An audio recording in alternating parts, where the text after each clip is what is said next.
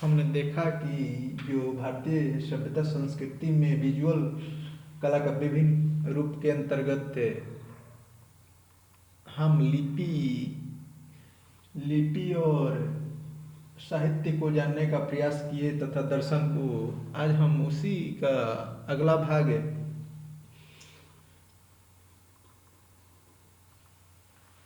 जो हमारे देश में वात्स्यायन जी द्वारा 64 तकनीकी कला का जिक्र किया गया, उस समय में प्रचलित थी तथा हमारे विश्वविद्यालयों में क्या क्या पढ़ाया जाता था तथा उससे संबंधित जो भी रिसर्च हुए हैं उसे जानने का प्रयास करेंगे। ये विजुअल कला के अंतर्गत ही आता है। सबसे पहले हम देखते हैं कि भारत में जो तकनीकी कला थी उसके अंतर्गत हम देखते हैं तो उसके अंतर्गत वाणिज्य वाणिज्य कला, भेषज कला, फार्मेसी,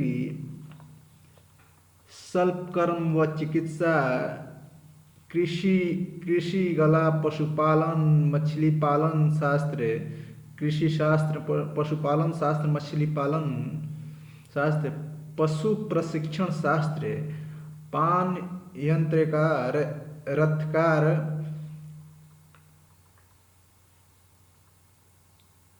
रत्नकार अर्थात जेम से, सुवर्णकार, ज्वेलरी डिजाइनिंग, वस्त्रकार, कुंभकार, लोहार, रंगसाज डाइंग, रज्जुकार, वास्तुकार, पाक विद्या, सारथ, नदी जल प्रबंधन विद्या या शास्त्र, रुचिकार शास्त्र, गौशाला प्रबंधन शास्त्र, उद्यान पाल शास्त्र, वन पाल शास्त्र, नापित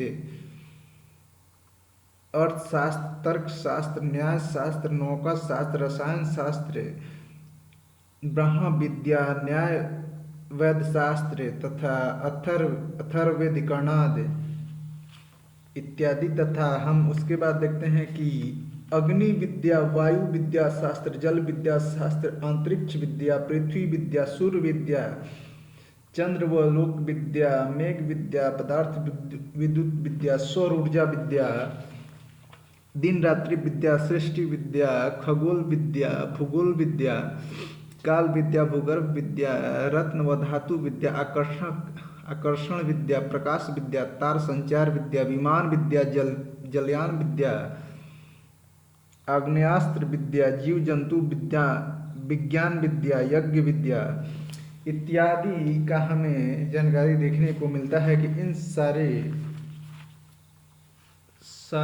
शास्त्र वो हमारे विश्वविद्यालय या ऋषिकुल या गुरुकुल में पढ़ाए जाते थे, जिसे हम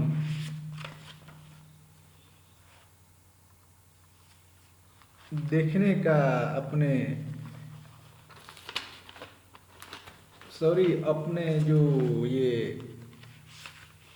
जो रिसर्च वगैरह हुए हैं इससे संबंधित अब हम उसे देखने का प्रयास करेंगे।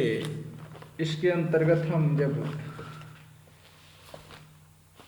देखते हैं तो जो शुरुआत हम करते हैं भारतीय संस्कृति में विमान शास्त्र विद्या, तो इसके संदर्भ में हमें देखने को मिलता है कि भारद्वाज ऋषि जो है विमान शास्त्र की रचना किए थे, लेकिन उससे पूर्व उस समय में विमान शास्त्र बहुत ही प्रचलित अवस्था में थी, जैसे कि दिव्य रथ हो गया या रावण का पुष्पक विमान हो गया या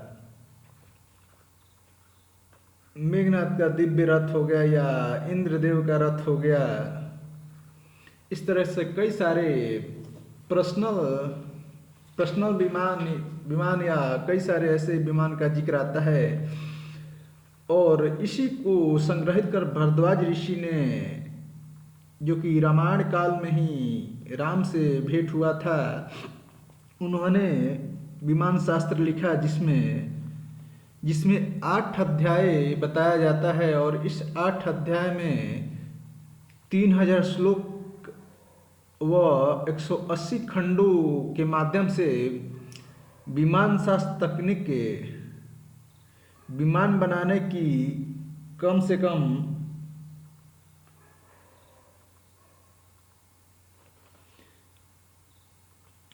कम से कम 100 सिद्धांत दिए गए हैं जिससे कि 32 तरह का विमान बनाया जा सकता है तथा यही विमान शास्त्र को आधार बना ही 1895 ईस्वी में ऐसा हमें कई सारे जगहों पर प्रमाण मिला है, साक्ष्य मिला है कि शिवकर बापूजी तलपड़े जो थे 1895 ईस्वी में 1500 फीट ऊंचाई पर जहाज उड़ाया था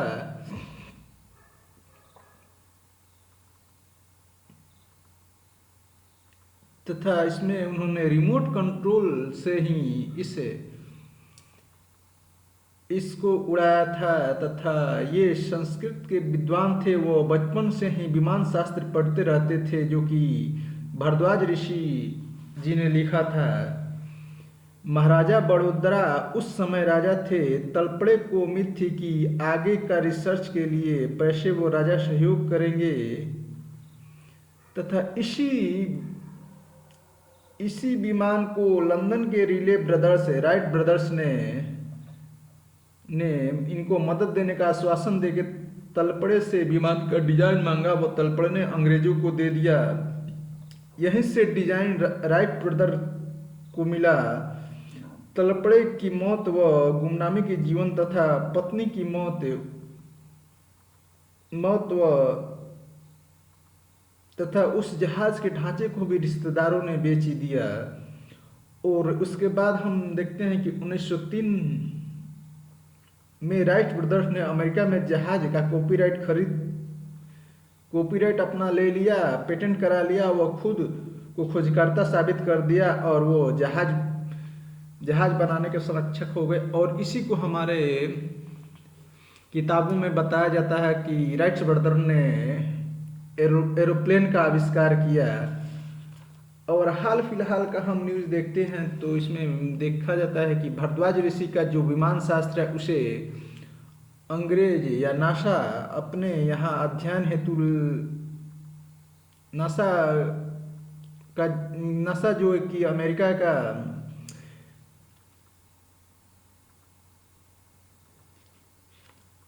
एक रिसर्च बेस्ड साइंटिफिक सेंटर है, वहाँ पर इस शास्त्र को ले जाकर इसे और जानकारी लेने का प्रयास किया जाता है। उसी तरह जो नाव शास्त्र है तो नाव शास्त्र का सबसे प्रथम जिक्र मत्स्य पुराण में नाव का जिक्र होता है, जिसमें भगवान स्वयं मत्स्य अवतार ले नाव पर बैठे लोगों को बचाया। रामायण में भी यह प्रसंग आता है कि रामायण में राम नदी पार जाते हैं केवट से आग्रह करके।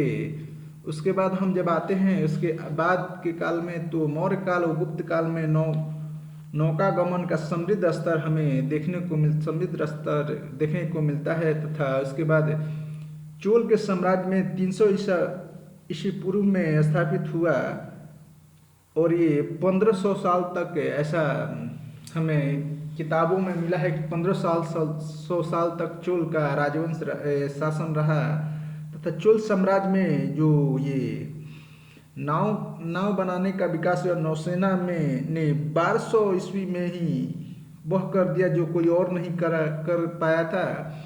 और इसी संदर्भ में हम देखते हैं कि नेवी का क्लासिफिकेशन जो होता है उसमें धारणी नेवी अर्थात समुद्री युद्ध में आज के समय जैसा विध्वंसक के रूप में इस्तेमाल होने वाला उस समय का नाव तथा लूला नाम से एक छोटा युद्धपोत बनाया गया। उसके बाद एक वज्र अर्थात आधुनिक युद्धपोत जो तेजी से हमला करने के लिए इनके जरिए मदद पहुंचाई जाती हो, जैसे वर्तमान में हमारे यहाँ बहुत सारे जो शिप का विकास हो रहा है तथा उसके बाद उस समय में तिरसदाई जो कि 400 सैनिकों के साथ को अपने पर रखने का और सबसे खतरनाक हथियार वारशिप के रूप में इसे जाना जाता है। तथा इसके बाद देखते हैं कि मरणोत्तर कालीन भारत में भी जहाज बनाया जाता था तथा टिल्नी के अनुसार सबसे बड़ा भारतीय जलयान 75 टन का था। मरणोत्तरकालीन प्रमुख बंदरगाह भी हमें प्रमाण के तौर पर देखने को मिलता है, जैसे कि पश्चिमी तट पर डबेरीगाजा भड़ौच गुजरात में, उज्जैन मथुरा तथा गंगा घाटी से जुड़ा था। बारबेरिकम बारबेरिकम या बरबापी कोन अथवा बॉरिकोन सिंधु के मुहाने पर यह पंजाब एवं गंधार को जोड़ने वाला मार्गों से जुड़ा था। सुपारक या सोपाट महाराष्ट्र में था, कल्पान महाराष्ट्र में था, नौर केरल में था, केरल के तट पर था, तथा तोडिस केरल में ही था, गुजारिश केरल के तट पर था, नेलसिंडा केरल में ही था। पूर्वी तट पर भी बंदरगाह का जिक्र मिलता है। इसके अनुसार हम देखते हैं कि ताम्रलिप्ति बंगाल में, पलूरा उड़ीसा में, अरी कामेडू पोडुका में, पंडिचेरी में, तथा कावेरी पत्तनम अर्थात पुहार या चमर अथवा करयाल कावेरी के मुहाने पर है।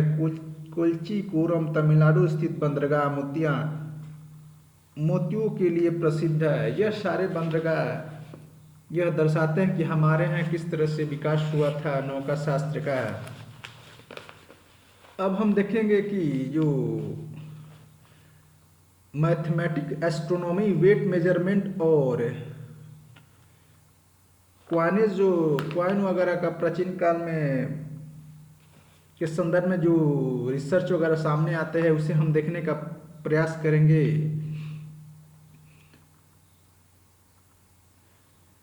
तो सबसे पहले हमें हड़प्पा काल में नगरीय प्लानिंग का एग्जाम्पल मेजरमेंट आधारित और ज्योमेट्री के आधार पर हमें देखने को मिलता है, तथा सबसे जो प्राचीन गणित की किताबें हम देखते हैं तो 17 सूत्रा, जिसे बौद्धम 6th सेंचुरी में लिखा था, ऐसा साक्ष्य देखने को मिलता है।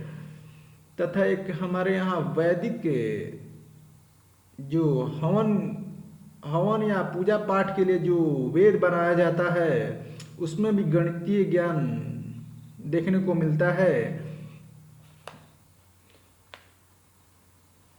पाई और पाइथागोरस थ्योरम हमारे प्राचीन काल में ही थ्योरेटिकल रूप में हुआ था। तथा उसके बाद हम देखते हैं अपस्तंभा 7th सेंचुरी BC में एक्यूट, ऑब्टूस और राइट एंगल का विकास कर चुके थे या रिसर्च कर चुके थे इस पर।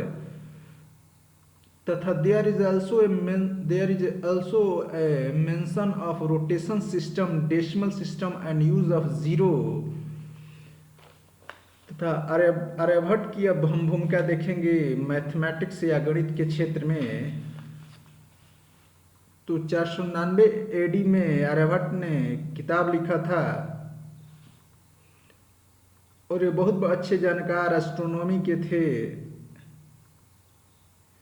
तथा इस किताब के अंतर्गत 4 सेक्शन में इस किताब को बांटा था, जो कि फर्स्ट पार्ट था method of denoting by big decimal number by alphabet, second geometry, trigonometry, algebra, third number theory and fourth on astronomy.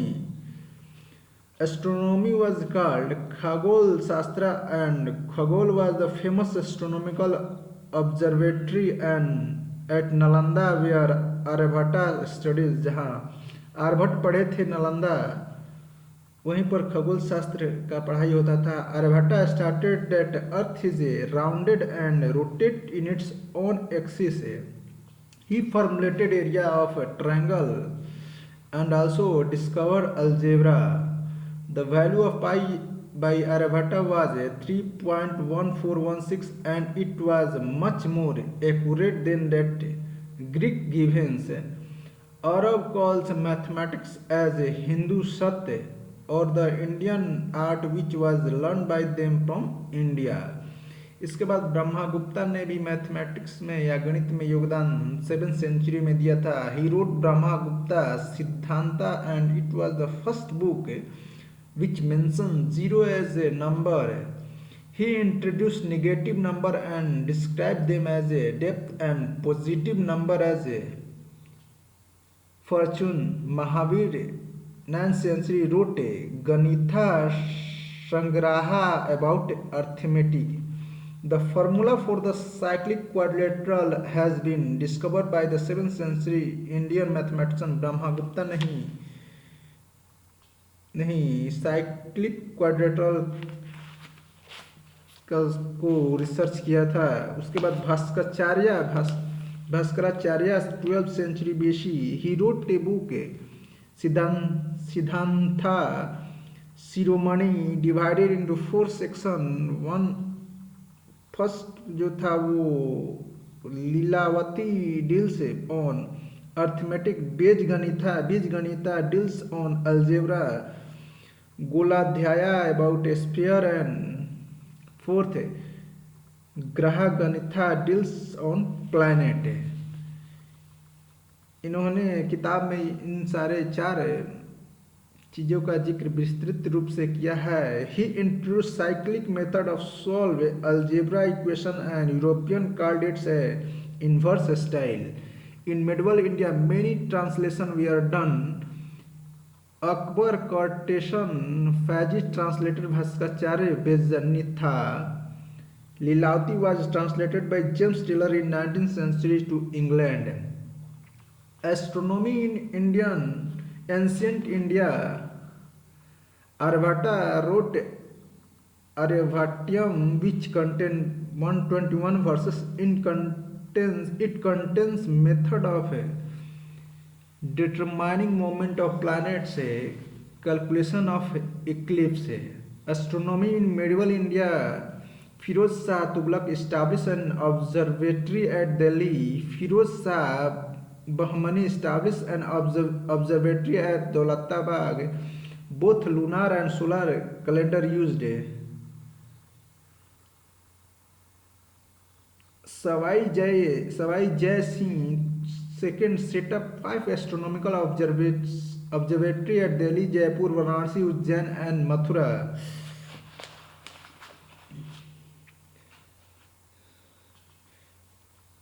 A Stone Age builder used Pythagoras theorem study तथा वेट मेजरमेंट। 2 टर्मिनोलॉजी आता है Gupta period के संदर्भ में, कलियावप्पे and ड्रोनाप्पे।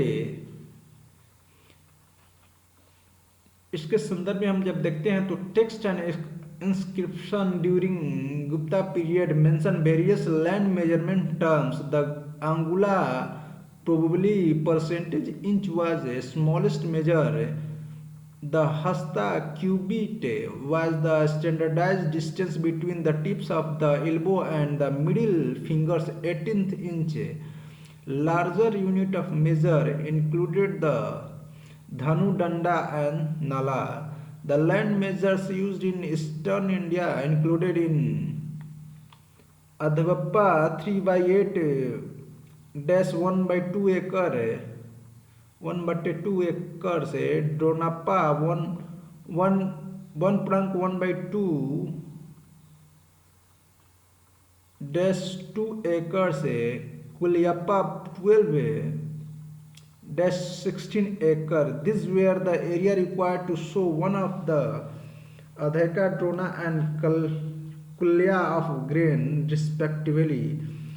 Patka was another land measure and seems to have been equivalent to 60 to 80 acres. Other terms included Pravarta Vappa. This was much smaller than the Kulya Vappa. Padvavarta over 1 feet and Bhumi. The large number of land measure in terms indicates that there was no single standard set of measurement and that different measures were current in different regions. Mathematics के अंतर्गत ही wait and measurement हम देख रहे हैं। उसके बाद हम देखेंगे इसका measurement of weight in ancient India के अंतर्गत जब देखते हैं तो basic weight used in ancient India was Ractica, a bright red seed from the gunja. One ractika बराबर 0.118 ग्राम से 5 रत्तिका से बराबर 1 मासा 16 मासा बराबर 1 खरसा तोलका और सुवर्णा 4 खरसा खरसा बराबर 1 पाला 37.76 ग्राम 10 पालास बराबर 1 धारणा 16 पाला बराबर 1 प्रस्था 600 ग्राम 16 प्रस्था बराबर 1 ड्रोना 9.6 kg को 1 ड्रोना के बराबर माना जाता था। Measurement of length in ancient India 8 याया बर्लियोम बराबर 1 अंगुला 75 इंचेज 12 अंगुलास बराबर 1 बिटासी 9 इंचेज 2 बिटासी बराबर 1 हस्ता और अरातनी बराबर 18 इंचेज 18 इंचेज 4 हस्ता बराबर 1 डंडा 6 फीट 200 डंडा बराबर 1 क्रोशा 2.5 माइल्स 4 क्रोशा बराबर 1 योजना about 9 miles. Measurement of time in ancient India 18 निमाशे से 1 कस्था अबाउट 3.2 सेकेंड 30 कस्थास बराबर 1 काला अबाउट 1.6 मिनट 15 कालास बराबर 1 नाडिका अबाउट 24 मिनट्स 2 नाडिकास बराबर 1 मुहूर्ता अबाउट 48 मिनट्स 30 मुहूर्ता बराबर 1 ahoratra about 1 day and night equal to 24 hours. Coinage in ancient India 6th century BC inscribed punch marked 15th 157 evidence from the coin mainly of copper and silver, rarely gold.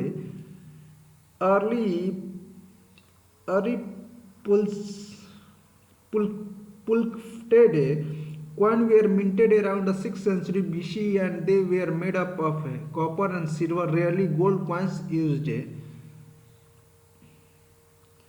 Satmana was the largest coin and was shaped like a small bent bar. A Satmana would weight about 180 grains. Karapasna was the basic silver punches coin and Kakinize was the basic copper coin. Indo-European coins were also made of gold, silver and coppers. The Indo-European coins came from Rome during their expansion southward into the area of Afghanistan. Silver coin, drachma and obol were the most abundant copper coins. Their metrology is not clear. The second most abundant, the gold coins, were also very rare. Silver tanka and copper jital coins issued by Iltutmish 1210 to 36. Muhammad bin Tughlaq issued token currency. Satavahana of Deccan were first to issue lead and Potin coins base silver.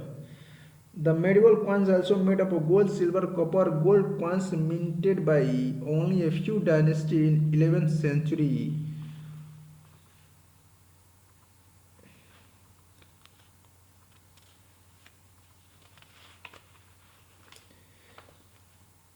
Astronomy was called Khagol Shastra. Khagol was the famous astronomical observatory at Nalanda where Aryabhatta studies. Aim of astronomy was accurate calendars, climate and rainfall pattern, navigation, horoscope, knowledge of tides and tides, growing ocean and desert itself, right giving direction.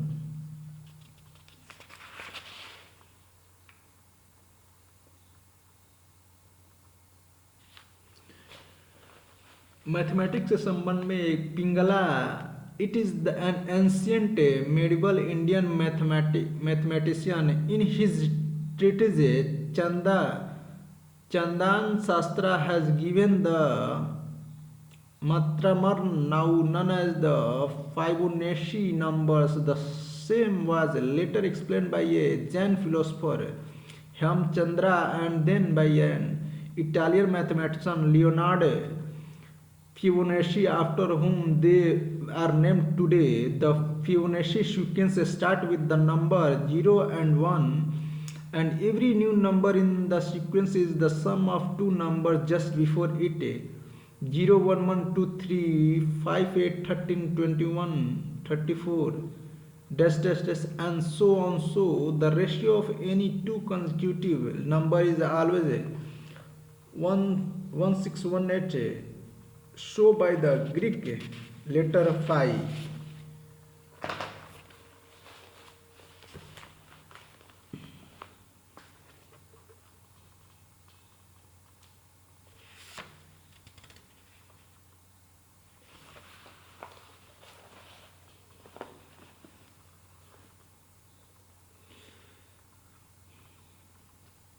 In 14th century, Madhava of Sangamagrama, along with other mathematicians of the Kerala school, study infinite series, convergence, differentiation, and iterative method of solution of non-linear equation. The Jetsadeva of the Kerala school wrote the first calculus text, the Yukti Bhasa, which explore method and idea of calculus repeated only in 17th century Europe. He introduced cycle method to solve algebraic equation calculated as called inverse style by European.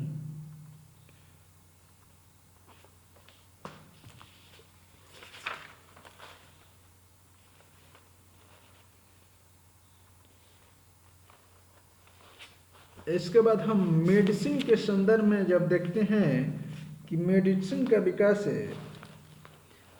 कैसे हुआ, तो the mythological herbs Sanjeevani which saved of life of Lakshman, brothers of Lord Ram, are described in the epic Ramayana, authored by Maharshi Valmiki, received widespread media attention recently when the Uttarakhand government proposed to spend 25 crore in finding these miraculous herbs. Sanjeevani literally means some things that offer life. The Dronagiri village, named after the mountain Dronagiri, the mythical habitat of Sanjeevani in its Chamoli district, Uttarakhand.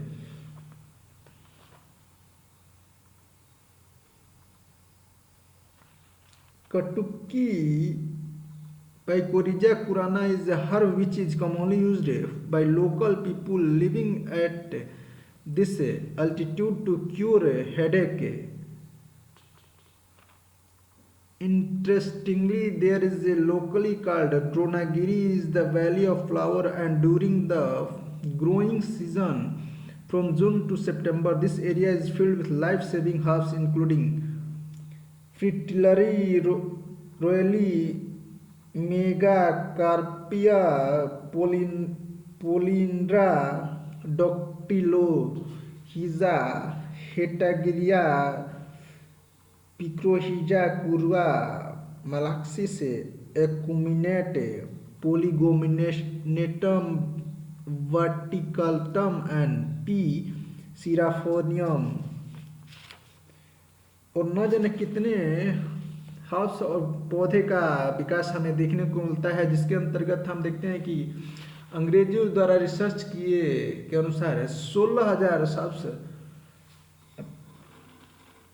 औषधीय पौधों के बारे में उन लोगों ने जानकारी जुटाई, जो जिससे कि मेडिसिन वगैरह बनते थे।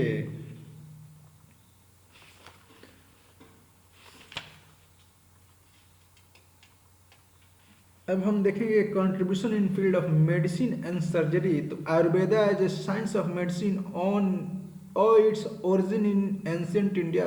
दस the literal meaning of Ayurveda is the scientific science of life or longevity. Ayurveda consists of idea about ailment and disease, their symptoms, diagnosis and cure and release heavily on herbal medicines included extract of several planet of medicinal value. Ayurveda has also always dissociated itself with witch doctor and voodoo. Ancient scholar of India like Atre and Agnivesha has dealt with the principle of Ayurveda along with back of 800 BC.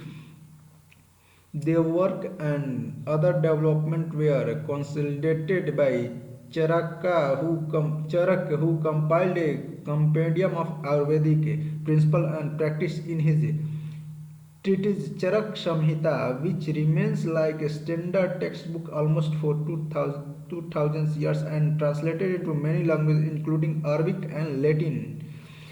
Different kind of specialized surgical instruments were in common use of the 1st century AD.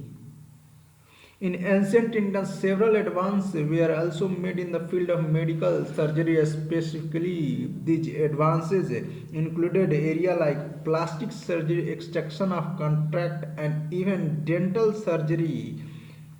Root to the ancient Indian surgery go back to at least circa 800 BC. Sushruta, a medical theoretician and practitioner, lived 2000 years before in the ancient Indian city of Kashi, now called Varanasi. He wrote a medical compendium called Sushruta Samhita. Matter like a rhinoplasty, plastic surgeon, and orthopologomy injection of cataracts. The compendium also focus on the study of human anatomy by using a dead body. Yoga is a system of exercise by physical and mental nourishment since Vedic time. Thousands of years before the principle and practice of yoga has crystallized, but it was only around 200 BC that all the fundamentals of yoga were collected by Patanjali in his treatise named Yoga Sutra, that is Yoga aphorism. Now, in modern time, clinical practice have established that several ailments include hypertension, clinical depression, amnesia, acidity can be controlled and managed by yogic practice. The application of yoga in physiotherapy is gaining recognition.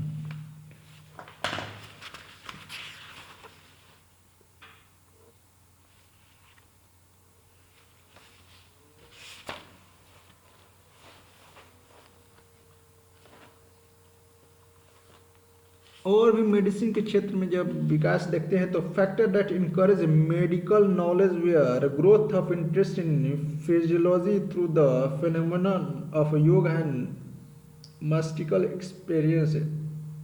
Buddhism monk of our successor, a doctor, it had a Hellenistic influence. The basic conception of Indian medicine was the doctrine of honor. It said that the health was maintained through on even before even balance of four vital fluid of body, wind, gall, noise, and blood. The three primary fluid, wind, gall, or mucus, are linked to the three gases conversal qualities, virtue, person, dulhanen, respectively. The votative function is maintained by five winds: Udana, Kaj, speech, present in throat; Parana, heart for swelling food and breathing; Samana, stomach, digesting food; Anana, abdomen for exertion; Vayana, different winds causing motion of blood and body. Ancient Indian doctors believed that heart was the seat of intelligence. Pre-hospital were established by Ashoka. Doctor no bone setting, plastic surgery, etc. was developed well. Veterinary medicine were also practiced. Charaka Samhita book जो है वो, उसके बाद सुश्रुत संहिता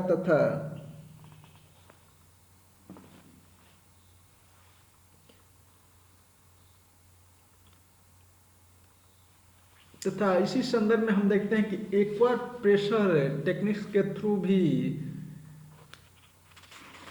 लोगों का इलाज किया जाता था। उसके बाद चीरो प्रैक्टिस टेक्निक्स के थ्रू भी टूटे फूटे अंगों या कहें नस दब जाने को ठीक करने का व्यवस्था किया जाता है।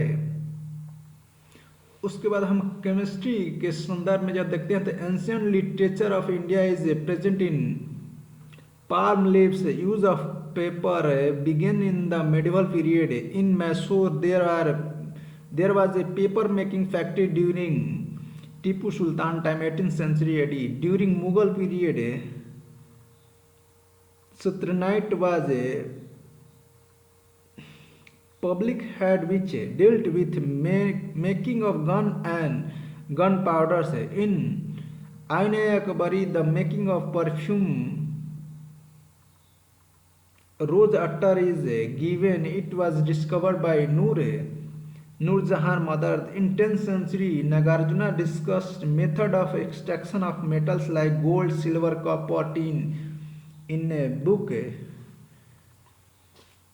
listed as Rosaret Nakar.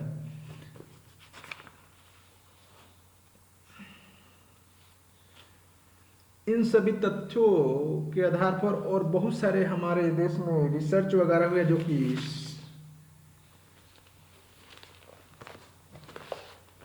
कि अन्य रिसर्चर हुए जिनका नाम जो कि हमारे यहाँ रिसर्च या आविष्कार वगैरह किए, जिसके अंतर्गत हम देखते हैं तो